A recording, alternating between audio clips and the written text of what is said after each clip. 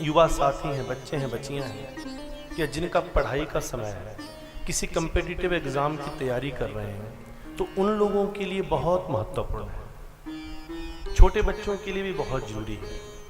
जो रोज आप सिद्ध होम की साधना में बैठेंगे तो ऑटोमेटिकली ध्यान आपका लगने लगेगा, ध्यान केंद्रित होने लगेगा। बड़े ध्यान से सुनना। जैसे मेरे सामने एक बच्चे यहाँ बैठे हैं, तो इन्होंने एक प्रश्न किया कि मेरा ध्यान नहीं लगता है, पढ़ाई में मेरा मन जो है वो पढ़ाई में नहीं लग पाता है, और मैं अच्छी तरह से ध्यान अपनी पढ़ाई की तरफ नहीं दे पाता हूँ। जब पढ़ाई की तरफ ध्यान ना दे पाए तो हमें क्या करना चाहिए? इससे पहले कि हम इस समस्या के हल की तरफ चलें, अगर आप किसी भी बच्चे को देखें जो पढ़ाई करने वाले हैं या कम्पिटिटिव एग्ज़ाम की तैयारी कर रहे हैं, तो उन बच्चों के जीवन में 100 में से 95% बच्चों के साथ ये होता है कि हम पढ़ाई करना चाहते हैं पर पूरा ध्यान नहीं दे पा रहे हैं। और यही प्रश्न अध्यात्म से भी जुड़ा है। बहुत लोग प्रश्न करते हैं कि मैं ध्यान लगाना चाहता हूं पर ध्यान नहीं लग रहा है, मैं अपने गुरु के शब्द का जप करना चाहता हूं पर कर नहीं पा रहा हूं, मैं चाहता हूं कि मैं ध्यान करूं पर ध्यान नहीं कर पा रहा हूं। बहुत लोगों में, आप में भी ऐसा होता होगा। तो इस प्रश्न के उत्तर की तरफ हम चलते हैं। तो ये एक भगत जी हमारे सामने बैठे हैं, पहले हम इनकी समस्या सुनते हैं, क्योंकि हम ये फील करना चाहते हैं कि एक पढ़ाई करने वाले बच्चे को क्या क्या दिक्कतें लगती हैं और उसे क्या फील होता है। इनकी समस्या सुनेंगे तो बाबा जी इनकी समस्या से संबंधित कुछ सत्संग बताएंगे, और जो गुरु महाराज, जो हमारे बाबा जी महाराज इशारा करेंगे वो आपको बताया जाएगा, और उसके बाद हम आरती में प्रवेश करेंगे और बाकी लोगों से उसके बाद एक एक करके मिलेंगे। तो बेटा माइक पकड़िए। तो हम पहले इन बच्चे से हम ये समझेंगे कि पढ़ाई करने वाले बच्चों को क्या क्या दिक्कत आती है, क्या क्या समस्याओं का सामना करना पड़ता है। तो बेटा बताएं, आप पास पकड़िए माइक।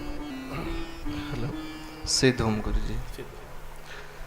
खड़े होकर बताइए, खड़े हो जाइए, बताइए, पकड़िए, पास आ जाइए थोड़ा, बताएं, अपना नाम बताएं और फिर अपना जो भी आपकी उलझन है वो बताएं कि आप क्या गुरु चरणों में प्रार्थना करना चाहते हैं।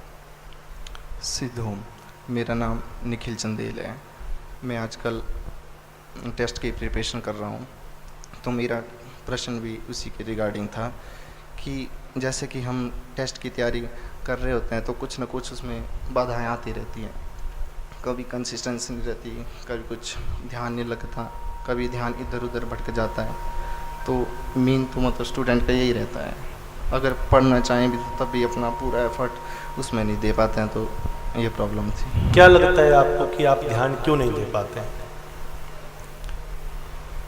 आपका अपना अनुभव क्या कहता है कि क्या लगता है आपको? कंसिस्टेंसी रहती है। ठीक है बेटे, बैठिए। अब बड़े ध्यान से सुनना आपने, और सब लोग सुने। हमारे सभी प्यारे बच्चे जो भी इस लाइव सेशन से जुड़े हैं या जो यहाँ पर बैठकर इस सत्संग का श्रवण कर रहे हैं, सबसे महत्वपूर्ण आज के समय में प्रश्न यही है। हर बच्चे को ये दिक्कत है कि मैं ध्यान देना चाहता हूं पर दे नहीं पाता हूं, और अध्यात्म के क्षेत्र में भी यही प्रश्न है कि मैं ध्यान लगाना चाहता हूं पर लगता नहीं। तो इस प्रश्न का सबसे पहला उत्तर यह है कि आपका ध्यान लग रहा है या नहीं लग रहा है, इस बारे में आपको सोचना नहीं। आपको रोज आदेश का पालन करना है। बड़े ध्यान से सुनना। आपके इस प्रश्न को मैं बड़े विस्तार से समझाऊंगा। एक साधक होता है, वो अपने गुरुजी से कहता है, बोलो गुरुजी मेरा कोई काम नहीं चलता है, मेरा ध्यान नहीं लगता है, मेरी भक्ति नहीं होती है, मैं क्या करूं? गुरुजी कहते हैं, बोला बेटा आपके आंगन में क्या है? बोला गुरुजी एक आम का वृक्ष है, एक छोटा सा अमरूद का वृक्ष है। बोला और क्या है? बोला मेरे आंगन में एक बहुत बड़ी चट्टान है। कितनी बड़ी है? बोला गुरुजी इतनी बड़ी है कि लगभग 8-10 फुट ऊंची। बोला क्या वो हिलती है? बोला हिलना दूर की बात, वो बिल्कुल कई सालों से वैसे तोड़ भी नहीं पाते उसको।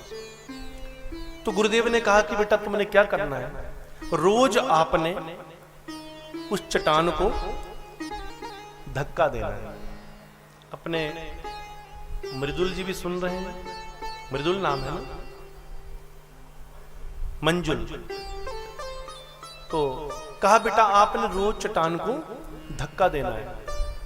साधक ने आज्ञा का पालन किया और रोज चट्टान को धक्का देने लगे। 2-4 महीना बीते, गांव के लोग आए, इलाके के लोग आए। बोला क्या कर रहे हो? बोला मुझे गुरुजी ने कहा है कि चट्टान को धक्का देना है। गांव के लोगों ने बोला मूर्ख हो क्या, पूरी जिंदगी लगे रहोगे तब भी चट्टान को खिसका नहीं पाओगे। अब साधक ने फिर सोचा कि सही तो कह रहे हैं, पर गुरुजी ने आज्ञा दिया तो साधक धक्का देता रहा। जब लगभग कोई 2 साल बीत गए तो गुरुजी भ्रमण करते हुए आए। गुरुजी ने पूछा बोला बेटा कैसा चल रहा है? बच्चा कहता बोला गुरुजी आपकी आज्ञा का पूरा पालन किया, पर मुझे तो लगता है कि मेरे 2 साल बर्बाद हो गए। बोला क्यों? क्योंकि 2 साल से मैं धक्का दे रहा हूं पर ये चट्टान एक सूत भी नहीं खिसकी। तो गुरुजी बड़े मुस्कुराते हुए कहते हैं, बोला बेटा मंजुल ये बताओ तुम्हें मैंने ऐसा कहा था क्या कि चट्टान को खिसकाना है? मैंने आपको चट्टान को खिसकाने को कहा कब? आपको केवल चट्टान को धक्का देने को कहा है। बोला गुरुजी लाभ क्या हुआ? बोला बेटा तुम्हें अब समझ नहीं आएगा, पर जब कल तुम अपने अगले काम पर जाओगे तो समझ आ जाएगा। इन 2 साल में अगर आपने गुरु आज्ञा से चट्टान को लगातार धक्का दिया है, इससे आपको इंटरनली और एक्सटर्नली दोनों प्रकार से लाभ मिला है। आंतरिक रूप से लाभ ये मिला कि पहली बात गुरु आज्ञा से आपकी पंक्चुअलिटी बन गई कि रोज सवेरे 10 बजे से 5 बजे तक मैंने धक्का देना है। पंक्चुअलिटी बन गई कि मैंने इतने बजे उठना है तो मुझे धक्का देना है। दूसरा आपकी आंतरिक परिवर्तन ये हुआ कि आपका ध्यान इतना प्रबल हो गया कि बस आपको धक्का देने के अलावा दुनिया में कुछ नहीं दिखा। क्या आपने अपना समाज देखा? क्या दोस्ती देखी? क्या इधर उधर देखा? सारी दुनिया से मन हटकर कहां आ गया? चट्टान के ऊपर आ गया। धक्का देना, पंक्चुअलिटी आ गई, ध्यान बन गया, कंसंट्रेशन बन गई, आपका ध्यान और ज्यादा मजबूत हो गया। आपको पता लग गया मुझे एक ही तरफ देखना है, फोकस हो गया, मंजिल पता लग गई और अपनी मंजिल के प्रति प्यार करना आपने सीख लिया कि मेरी एक ही मंजिल है, मैंने धक्का दिया। और एक्सटर्नली क्या चेंज हुआ? इतनी बड़ी चट्टान को जब 2 साल लगातार धक्का देते रहे तो एक तरह से वो क्या हो गए? एक तरह से वो एक्सरसाइज हो गई, डिप्स हो गए। आपके मसल मजबूत हो गए, आपके डोले शोले बन गए, शरीर बन गया, शरीर बन गया, आपका मजबूती आ गई, शरीर के रोग खत्म हो गए। तो एक्सटर्नली और इंटरनली दोनों प्रकार से लाभ मिलता है जब हम गुरु आज्ञा का पालन करते हैं। तो जो ध्यान करने वाले लोग हैं या पढ़ाई वाले हैं, ये नहीं देखना कि मेरा ध्यान लग रहा है कि नहीं। आरंभ की अवस्था में जब आप पढ़ाई करें तो अपनी किताबों को न्यूज़पेपर की तरह पढ़ो। न्यूज़पेपर को कोई याद करता है क्या? लेकिन अपने आप याद हो जाता है। चलो एक और एग्जाम्पल देता हूं बेटा, आपको ध्यान से सुनना। हमारी माताएं बहनें जो यहां बैठी हैं वो भी ध्यान देना। चलो एक बात करते हैं, क्या आपको अपने किचन में कोई सामान ढूंढना पड़ता है? अभी आप यहां बैठे हैं, मैं आपको कहता हूं जाओ अपने किचन में जाकर पहुंच जाओ। पहुंच गए? देखो आपके किचन में आपने चम्मच कहां रखे हैं? देखो आपने साबुत मूंग, हरी मूंग किस तरफ रखी है? दिख रही है?